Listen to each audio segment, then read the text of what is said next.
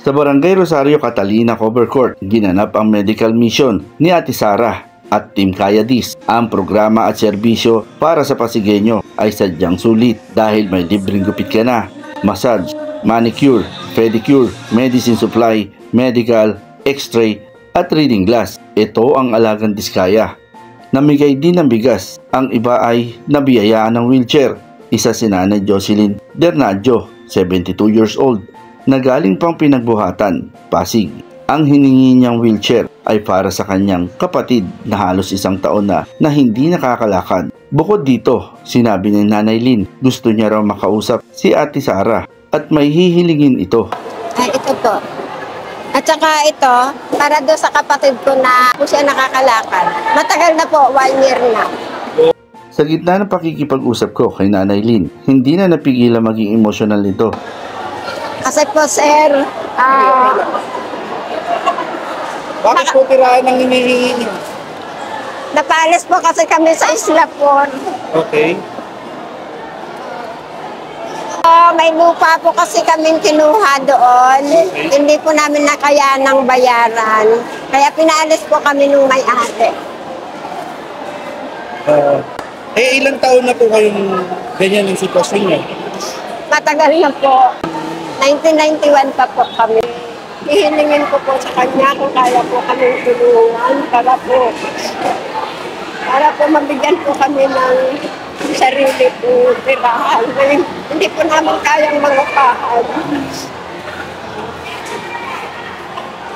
Si Anita, isa rin sa nabigyan ng wheelchair para sa kanyang magulang. Mahalaga sa kanila ang ibinibigay ni Diskaya sa libreng check-up. Magandaan niya ang medical mission na programa ni Ate Sara para sa Pasig.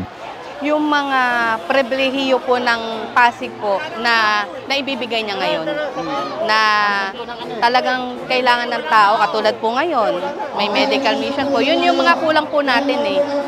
Sana po magkaroon po talaga tayo ng libreng gamutan.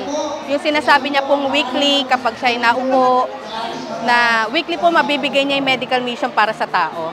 Malaking bagay po yun. Dagdag pa ni Anita, kung pala rin si Diskaya ay matupad ang programa sa katulad ng libreng check-up at libreng gamot. Seryoso naman po ang pagtakbo po niya. Hindi naman po yung sabihin lang po natin na puro pangako, hindi naman po. Pinakikita niya po na talagang ibibigay niya po sa tao. Opo. Sinubukan kong tanungin kung bibigyan niya ng grado si Ate Sara bilang candidate sa mayoralty. 10% ang kanyang ibinigay.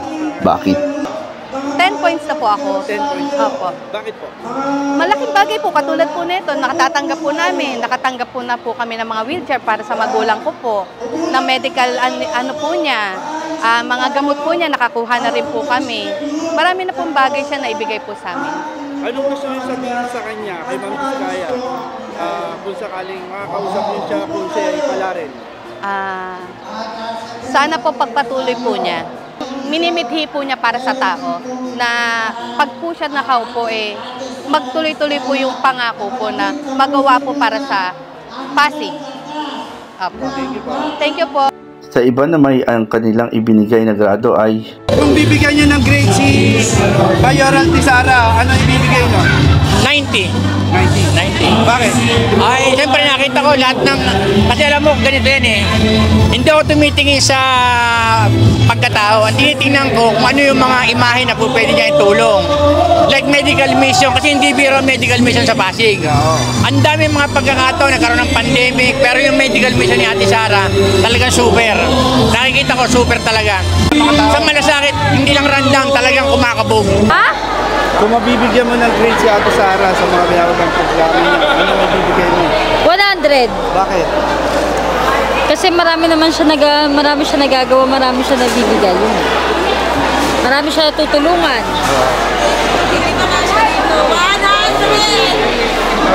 Thank you po. Ano pangalan? para sa Balitang Malaya. Ito si Buboy Patriarca, nag-uulat.